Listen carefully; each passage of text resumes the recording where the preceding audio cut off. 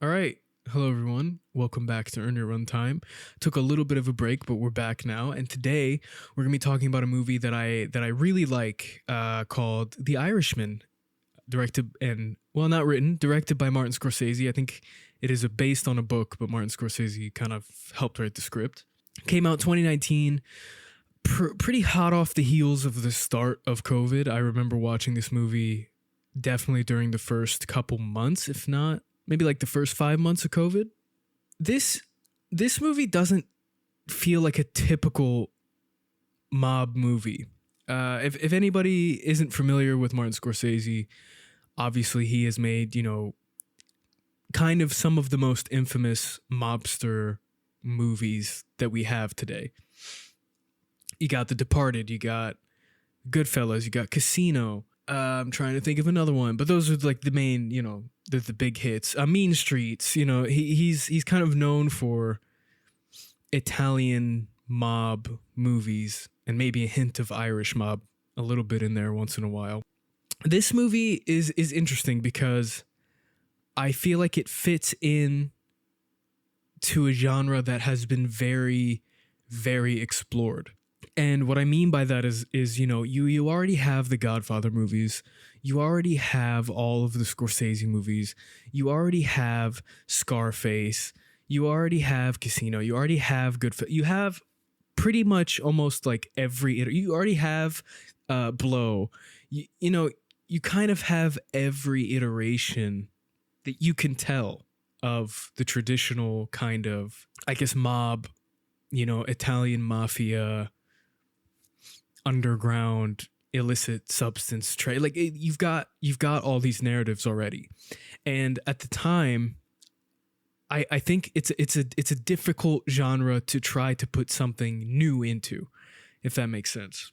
And I think this movie is a nice little bow on the genre. I think after this movie, there's not much else to contribute here until we get to movies getting old enough to where, I know they're trying to make a new Scarface movie and things like that. But I think this genre has been pretty much fully explored, and this is a good movie to kind of top it off. I don't see another movie coming in and adding anything new or unique to this genre of I guess movies. It's an interesting tone shift if you compare, this movie to Goodfellas or Casino. It's much less flashy. It's much more quiet. It's much more, I guess, calm. And the violence that is shown in the movie is much less brutal and exciting than like Casino or Goodfellas. Like I always remember the scene in Casino where they're sitting at the bar and Joe Pesci's character basically kills the guy with a pen, or even the beginning of Goodfellas where they're stabbing the guy in the trunk. These are like really kind of brutal, but also in a dark way, kind of exciting depictions of violence. And in this movie, it's much more subdued and much more, I guess, because of the character that we're following, Frank Sheeran, who is basically a normal union truck driver who ends up getting embroiled and kind of getting close to all of these big names, and not only politics, but also the Mafia. And I think because his character is very quiet and is very not involved. And I think it's something interesting also about, I'll explain that in a second, but I want to finish this thought. Because the character is kind of portrayed as this methodical, really just like a methodical hitman who kind of watches and, gives input when it's needed, and otherwise is just kind of like, shut up, do your job. It's much more, the violence is much less front and center, I think, in comparison to Goodfellas or Casino, where I feel like the violence is much more random and, very over the top and dramatic. In this movie, it's very passive. And I think I actually like the Frank Sheeran character, because in all of these other mob movies, I feel like we're always following a protagonist who is he's the main dude, you know what I mean? Like he's the boss, or he's trying to become the boss. And I feel like that's been explored enough. And it's interesting in this movie to basically, you're not looking at the boss, you're looking at the secondhand guy, you know what I mean? The right-hand man who's carrying out hits, driving people around, you know, not really at the end of the day that involved in the nitty-gritty of the business or the actual inner workings of any of this. He's just kind of around and he's there to do a job, and that's his character. And I think I like that. It's a nice, I think, breath of fresh air where the stakes just aren't that high for our main character, for Robert De Niro in this movie. It's just not that big of a deal, you know? Like he's not the leader of the union. He's not Jimmy Hoffa. He's not, you know, a capo in the Italian mob. So it's like, I think it's an interesting way to tell the story while also being able to show these big personalities. And it's interesting. I know when the movie came out, there was a lot of, I guess, flack that the movie was boring. It is a long movie. I think it's 3.5 hours. It caught a lot of flack for being long. It caught a lot of flack for maybe not being the traditional Martin Scorsese mob drama that we're used to, but that kind of makes me like the movie more. And I don't know, it's a really interesting movie. Let me go back to, I guess, maybe a little more like before we get crazy deep into the story of this movie. Came out 2019. I talk about visual effects a lot in these episodes. I talked a lot about it in Spider-Man and in Minecraft. I always talk about the use of CGI and the use of visual effects. And especially when movies are kind of groundbreaking, I think it's important to talk about. This movie, oddly enough, is a very interesting use of CGI that hadn't been done successfully before, really. And what I mean by that is this movie relies heavily on basically early deep faking and CGI face replacements and 3D model face replacements. So basically, this movie, one of the big plot points, or at least one of the big parts of this movie, is that you're following these people throughout the years. And I think prior to this movie, there had been some pretty lackluster de-aging effects. I'm trying to think of de-aging effects in movies that have really not stood out very bad. And even more recently, like they tried to do some de-aging in Fallout, and it looks really wonky, and it's really hard to do, and it's really expensive. You need like 6 cameras. You need infrared cameras so you can make sure you get the lighting right. You need, you know, perfect scans of people. And now with deep faking, I think it's going to get a little better, but it's still a difficult thing to do. And, you know, The Mandalorian comes to mind, where you had kind of like wonky Luke Skywalker, and then you do get a better Leia later who's de-aged. And this movie really, it's interesting. It does it really well, but there's also there's still some things that stand out.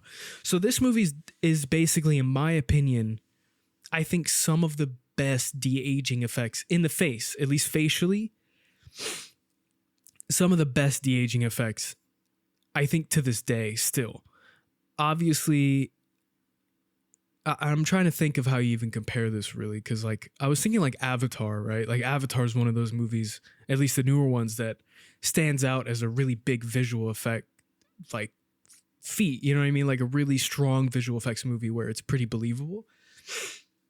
But I feel like that's not fair to compare because most of that is in a CGI environment. So as long as you get the other shit to look just as good, if it's all fake, I feel like it's much easier to sell visual effects in an environment where the whole thing is visual effects. And in this movie, you're having to blend, you know, reality. And it's tough to do a face because it's the main thing you look at, right? You're looking at the eyes, you're looking at the mouth, you're looking at the expressions. It's a really difficult thing to pull off. And this movie does it really well. And it was kind of groundbreaking at the time. This was not only for the streaming game, this is Martin Scorsese, who's a pretty big, you know, box office seller. He can definitely pull some money. This is a huge director being tied to a streaming service and basically having an unlimited budget to do the CGI. And I think that's the only reason it's doable in this case, is because the budget was so pretty much unrestricted, because this was Netflix at a time where Netflix really wasn't given the opportunity to make, at least not by like big directors, weren't given the opportunity to really prove themselves in terms of distribution and in terms of, I guess, these, blockbuster movies. They just weren't really given the opportunity at that time. In 2019, probably started work 2017, 2018. They just didn't have much going for them. I think Stranger Things was just kind of taken off. They had like Sabrina, the Teenage Witch or whatever. Like they weren't at the place that they are now where they could probably get, Knives Out and even probably some superhero movies if they wanted to. Like they just weren't in that position yet as a movie studio. As a streaming service, sure, they could get rights to things. But as a movie studio / streaming service, they just weren't really given that opportunity. And this was a huge turning point, I think, where you had a big director who was partnering with a streaming service for the first time, So it was, I think, only doable because of that. But this face replacement in this movie is like almost flawless. I very rarely notice that it's being done. And if you actually look at the stock footage prior to the de-aging, it's pretty impressive. Like, I think it's easy because we have references for what Robert De Niro looked like as a younger person, as a younger man. You kind of have a reference in your head. And this movie does such a good job that you kind of don't notice it. Like, I noticed it on Al Pacino a few times. In the speech scene, there's a scene where he's giving a big speech and it looks a little, like, it's barely noticeable. You kind of go like, oh, that looks a little wonky. But otherwise, the face replacement is flawless. It's incredible. With that being said, this is early deepfake technology, early CGI face replacement in terms of successful, really like good looking CGI face replacement. And that's great. But something that does stand out still is that, and it's something I hadn't thought about prior to this movie, and it's something I really only thought about when I watched this movie, is the only, your face isn't the only thing that's old. And it's something I just didn't consider. And I know they tried to make their bodies look a little younger. Like, I noticed in some of the behind the scenes footage that they did have tracking dots on their shoulders and, reference points for their younger physique to try to maybe get rid of the arched back a little bit and, try to get the shoulders a little cleaner. It just doesn't fully work that well in this movie, at least. And it's a really difficult thing to do, right? Because you can de-age someone to be as young as you want them to be. They're still not going to move like they were 30. You know what I mean? Like, there's a scene in this movie where I think it's the most apparent is there's a scene where Robert De Niro's daughter, they basically, someone in a shop gives her shit. I don't remember if it's like he tells her to fuck off or so. It's something like, he disrespects his daughter and he goes to the shop. And this is supposed to be when he's a bit younger, like in his mid 30s or 40s. And he goes in to beat the guy up. And he's just a grandpa. Like, he's just walking all grandpa. He's kind of like hobbling a little bit. He pushes him outside. He kicks him. He kicks him a few times, but his kick is like, it's barely a kick because he's old as shit. And that's what really stands out in this movie is like, oh yeah, they're just old dudes. You know what I mean? Like, they're all just old dudes. And it's really only that scene. I'm only complaining about it. And well, I don't know if it's just that scene. You just can notice, you know what I mean? Like, I think we're so... I also think it's really hard to do because I think humans in general are really good at catching abnormalities in body language and in facial expressions and in how your body looks. And I think you do catch it a little bit. You just go like, man, he's not moving like he should be moving based on how his face looks. Or he's not like... Wouldn't you just do this if you were like, I feel like your mind is good at catching shit like that just because we're so used to picking up social cues and looking at people and thinking about how we are and how we're moving or how we're looking, that like I feel like it's hard to sell an old guy being young in terms of body movement. And you definitely see that in this movie. It's a bit of a tough, it's really like the only downside to this whole, we're going to make Robert De Niro young and Al Pacino young and Joe Pesci like kind of young. And it just doesn't fully work. But with that being said, I don't think it's enough to detract from the movie. It's still a really good movie. It's still a really fun movie. And it definitely stands out once in a while, but it's not enough for me to go like, oh, it's too much. Like I just can't, I can't do it. It's too weird. It's not that big of a deal. But yeah, just to button up the CGI shit, I guess. Really, some of the best face replacement you've ever seen. If you're not gonna watch the movie for the story, or like you're not interested in Martin Scorsese movies or this genre, watch it for the visual effects at least, because there's some really good visual effects in this movie, and I think it's done so well that I don't know if it's highlighted enough. I know it was talked about a lot in the marketing of the movie, but I feel like it is something you should look at just as like a holy shit, that's done really well. At least the face, de-aging. It's really incredible, and it does stand out as like one of the best, I think. And even if you compare it to some of the more modern de-aging we get, it still stands out as a really great, I guess, display of really good visual effects. I want to talk about the performances a little bit.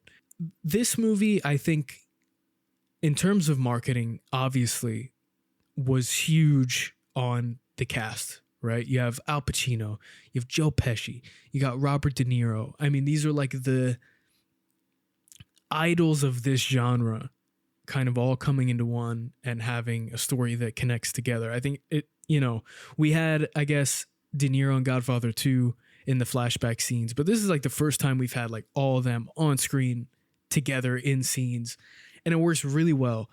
De Niro has a great performance. Again, it's kind of a different character than we're used to seeing him playing. He's much more subdued and quiet. There's a great performance from, oh my God, what's the guy in Adolescence, dude? He plays Tony Pro. Let me look up his name because he really is a great actor. Stephen Graham, that's his name. He's in this movie. Great performance out of him. I really like Stephen Graham. He does a great job.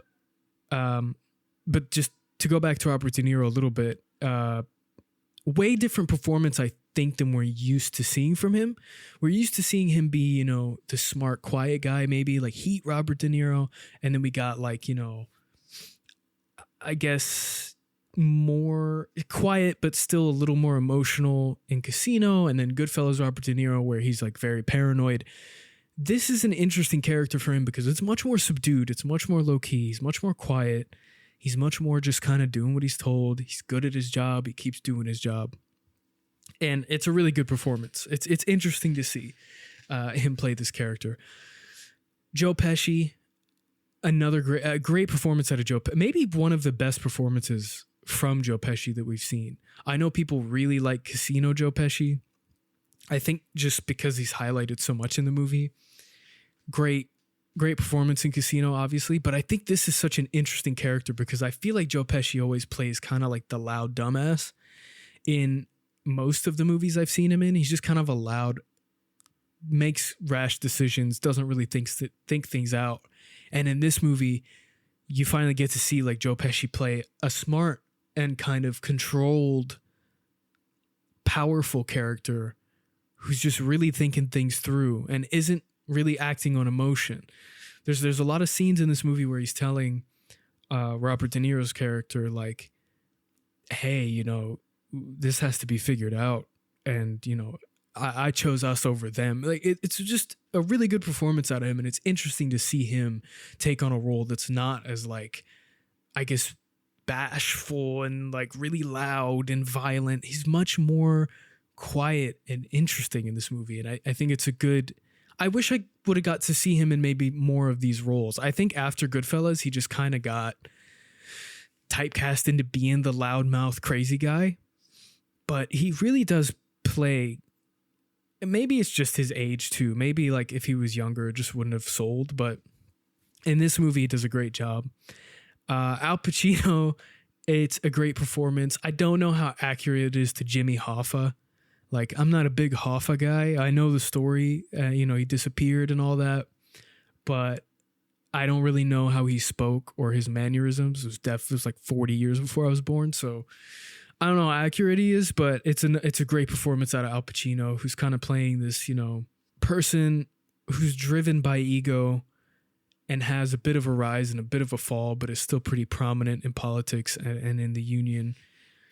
And it's a good character for him to play, and he does it well. I think it's still Al Pacino. Al Pacino's Al Pacino in most shit you watch. Like, I don't think we've seen Al Pacino really play a different character since, I don't know, Devil's Advocate. Is that the movie where he plays the devil?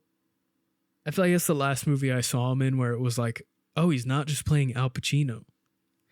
But yeah, great performances all around, honestly, in this movie.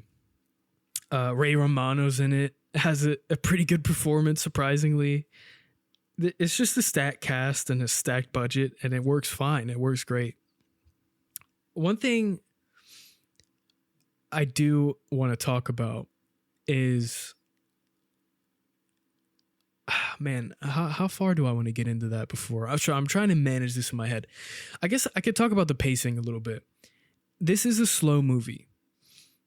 It is not breakneck speed. It's long as shit. It's 3.5 hours. It's a long movie. And it does have a pretty slow pace. Now, the first time I watched it, I do remember feeling a bit like, this is pretty long and I don't really know where it's going. And there's like movement, but nowhere to go, it feels like. But after I watched it the second or third time, it worked a lot better. I think it's that first, you're really paying attention to it and it's moving slow because you're paying attention to it. But it does have a slow pace, and I understand the critiques on its pacing because it is a slow movie. It's basically Casino with an extra hour and a half on it, right? It's a long movie, or Casino might be 3 hours. It's a Casino with an extra half an hour, but even slower. So it's a tough sell in terms of pacing. I can't really get, I'm not a huge fan of the pacing. It is really slow. With that being said, I don't know if the movie would have worked if it wasn't this slow.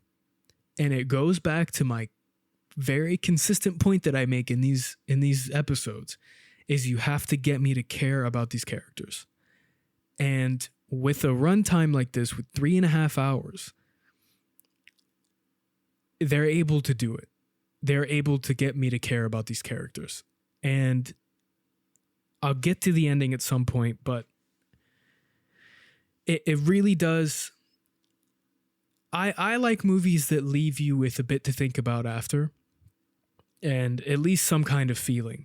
In my particular preference, I like to feel a bit lost and sad, but that's just my preference. This movie gets you to care about the characters enough to where it does elicit that emotion out of you. But the pacing is slow. It's definitely a movie you got to give a chance. You know what I mean? You got to be in the right mood for it to really watch it. But I don't know if I could have asked for a different way to do it. It's tough. Like, it's a long movie, but also I don't know if I would have liked it as much as I did like it if it was an hour and a half shorter, because I just don't think you'd get the character development that you're looking for, that you want. I guess I'll talk about the cinematography a bit. I will say this movie, it's a bit traditional in terms of cinematography. There aren't really any shots that stand out to me as super innovative or interesting. There's a few shots that I like, but I'm just weird. Like, I like shots where cameras are mounted to cars for some reason. That's about all you get in this movie. Like, there's not really super, I guess, innovative filmmaking in this movie, but I also don't think that's what it was going for. It's just kind of a traditional, everything looks great You know what I mean? It's not trying to break the boundaries of filmmaking. It's not trying to do anything crazy. And so it's not something that stands out in terms of cinematography. That being said, it still looks great. Everything looks awesome. You know, it's a good looking movie. It's nice to look at, if that makes sense. It's not, you know, boring enough to where you're just kind of like, oh my God, nothing's happening. Oh, okay, well, the camera's just staying in one spot. Like it is filmed in a very strategic way, I think. It's just not that innovative. But again, I don't think that's what he's looking for or what the point of it is. Something I do like about this movie that I think isn't highlighted that much is the effects on families. I think you get a little bit of this in Goodfellas. You don't really get any of this in Casino, aside from the daughter, who kind of acts as this bargaining chip for Sharon Stone's character. Other than that, you don't really get to see how, you know, the daughters really feel about it, how the sons really feel about it, how the wives really feel about it. You don't really get that too much. I guess, you know what, I take that back. I guess Goodfellas has a bit on how the wives feel. Like there's a bit of a focus on how the wives are in this kind of community. But I feel like this movie does it in a way that's much more impactful, I think, because you're the main character who kind of slowly goes further and further into becoming a hitman, a more consistent hitman. You see the effect it has on his daughters, you know, and his daughters are seeing about a murder in the city, and they notice their dad came home late that night. And, you know, they're not dumb. They put two and two together. It doesn't treat kids as like bargaining chips or as these kind of like dumb things that are just like, Dad, I want to play. Like, I feel like I see that a lot in movies where kids are kind of just treated as like, he's got kids, and that's about it. This movie treats them with a bit more intellect, especially his main daughter, Peggy, I think her name is. They focus on her a lot and how she loves her father, but she's also kind of afraid of him. And she is seeing all these things about him and doesn't really know how to square that away. You know what I mean? Like, I think her character is so conflicted because it's her father, but also she knows he does these terrible things. So I really like that aspect of the movie where they highlight the daughter a lot. And there is this kind of, basically Robert De Niro's character and Joe Pesci's character are very good friends. They met, you know, basically it was his original boss before he went to work for Al Pacino, Jimmy Hoffa. And the daughter is so much more reluctant to talk to Joe Pesci's character because I think she knows that, like, he's also in the mob. Like, he's not a nice guy. You know what I mean? And there's really good moments of the daughter. I think there's a Christmas scene where, you know, Joe Pesci gifts her like ice skates and she's kind of just quiet and they kind of like have to force her to say thank you. But then, you know, you get introduced to Jimmy Hoffa and Al Pacino's character, who Al Pacino's pretty like a clean dude, essentially. Like, he does some shady shit, but he's not killing people. He's not ordering murders, really. He tries to later, but he's not that kind of intimidating personality. And the daughter likes Jimmy Hoffa so much more. And I think there is this weird through line there where the daughter kind of wishes that Al Pacino's character was her dad. There's just a lot of kind of things you can think about there that I think are interesting. And you really have, it leads to a lot more pain later on, which I'll talk about. But I think throughout the movie, you essentially see Jimmy Hoffa go from top of his game to then kind of causing problems. And the main character, you know, Robert De Niro, I'll just call him Robert De Niro because I feel like calling him Frank Sheeran's weird for some reason. Robert De Niro and Al Pacino's characters become really good friends. They, you know, hang out with each other's families. They're very intertwined. You know what I mean? And basically towards the end of the movie, he's told from higher ups that, you know, hey, you're going to have to kill this guy. You're going to have to kill Al Pacino. Like, he's causing too many problems. There's no out here now. And, you know, throughout the movie, De Niro's character is consistently trying to get Al Pacino's character to like chill out, let's just calm down, just apologize, or just do this, or just do that. And he's just so stubborn, and his ego's just too big that he's just not willing to concede. And it basically leads to, which I think is one of the hardest parts of this movie, that, man, there's a scene where, towards the end of the movie, where Robert De Niro and Joe Pesci's character are going to a wedding. And on the way to the wedding, they're stopping at like these different places that owe Joe Pesci money, and they're getting the money along the way, blah, blah. And they're trying to set up a meeting between Al Pacino and these other mob bosses to kind of clear things up, to get things. Basically, he's just trying to save his friend. He doesn't want his friend to have to be killed. And Al Pacino kind of reluctantly, he disagrees at first, and then he agrees. And you see Robert De Niro's character kind of get this sense of relief, like, okay, he's going to go meet him tomorrow, and like, we're going to work this out. It's going to be fine. They go to a hotel, they sleep the next day.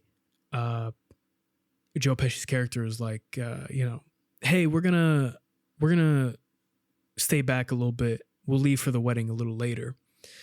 And De Niro's like, oh, I promised, Hoffa, I promised Al Pacino I was going to be there around 2. Like, we got to go. Like, we should leave like now or soon or something like that. And Joe Pesci's character is basically like, yeah, you're not going to do that. You're going to go take a plane, and you're going to go, kill him. Like, that's it. We tried. It's just too far now. And you see this sense of just like, just dread and pain that he's going to have to go kill his friend. And it's a really difficult sequence. It's a really difficult sequence because it's very quiet the rest of the time until you see Al Pacino. He gets in the car, he drives quietly, gets on the plane, he's quiet. He just looks... It's such a sad part of the movie because I think he knows that there's no other way, and he's not big enough of a person in terms of power to be able to say anything about it. He's just got to do it. And I think Joe Pesci's character even says, like, I wanted it to be you. Like, it has to be you, because essentially he's like, I'm giving you the honor, or at least the respect, of you being able to kill your friend, which is, it's just fucked up, but it makes sense, I guess. And yeah, it's such a difficult part of the movie. And, he meets up with Hoffa. He has Hoffa's son driving him. He's like, we're going to go meet at this house. And Al Pacino's like, okay, you got a gun? Like, are we good? And De Niro's like, yeah, we're good. And this, I think, for me at least, and I remember the first time I watched it, was one of the most, for some reason, I wish I could explain a little more why I feel like this, but it's one of the most impactful death scenes I think I've seen in a long time. He leads him into the house, and Al Pacino walks in kind of confidently, like whatever, and he looks around and he sees that it's empty, and you can kind of tell he like starts to panic a little bit, and I think he says like, oh, let's just go back, and he goes to the door, and then De Niro just shoots him in the back of the head, and that's it. And he grabs his legs and he pulls him into the middle of the room. He leaves the gun on his chest and he walks out. And he just kind of quietly goes back to the plane and goes back to the car, and that's it. He goes to the wedding. And it's one of those scenes where it's so quiet and there's really no emotion out of De Niro aside from just, there's no emotion. He just kills him and does what he has to do and leaves. And it's a really difficult scene. And I wish I could explain to you a little more why I feel like it's such a hard scene for me. But it's just so impactful the way that it's done. But I think it's really well done. And it has stayed with me since I watched the movie. It's one of those scenes that I think about kind of randomly, just like pops in my head. It's a really good scene, sequence, I guess, that's difficult. And then you basically have the fallout of, this politician, this huge politician who just kind of went missing, and nobody really knows what's happening. And there's a difficult scene where, he comes home after the wedding to his house, and, his family was friends with Al Pacino. excuse me, Al Pacino's family, and they're like, have you heard from him? Where is he? Like, do you think he's okay? And De Niro's essentially, just having to lie to his family, like, yeah, I'm sure he's fine. He probably just went to clear his head or something. And this is when I think the relationship with the daughter really, really gets difficult, because the daughter's in the living room and she says something like, oh yeah, they ask if De Niro had called Al Pacino's family to like check up. And he says like, no, I haven't called them. And it had been like a week or something. And the daughter kind of starts to look disturbed and says, why? Why haven't you called them? And he kind of he's like, I'll go call them right now. And he like gets a drink and goes upstairs. And there's this terrible moment where I think she realizes that he was involved somehow, and there's this terrible scene again, like I think where you really see emotion come out of De Niro for the first time in this movie, De Niro's character, where he calls Jimmy Hoffa's wife, Al Pacino's wife, after he's killed him. And the wife is just panicking. And she's like, I don't know where he is. Do you think he's okay? And you see him kind of have a bit of a breakdown where he's, lying to her. And he's like, I'm sure he's fine.